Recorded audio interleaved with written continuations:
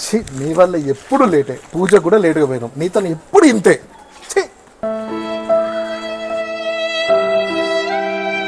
బయట అంటే లొల్లు అవుతుందని అనలేదు, లేట్ అయింది నా వల్ల కాదు. ఇంట్లో పనామె బంద్ చేసింది, ఇంట్లో పనామె బంద్ చేసిందని పోయి సంధ్యక్క వాళ్ళ పనామని అడిగితే ఆమె కూడా రానన్నది. ఇంట్లో పనంతా వేసుకొని రెడీగా అయ్యి ఫంక్షన్కి రావాలంటే లేట్ కదా మరి. ఇలాంటి ప్రాబ్లం మా ఇంట్లోనే కాదండి, ప్రతి ఇంట్లో ఉంటుంది. అందుకే దీనికి ఒకే ఒక సొల్యూషన్, జానిటర్ ఫర్ యూ.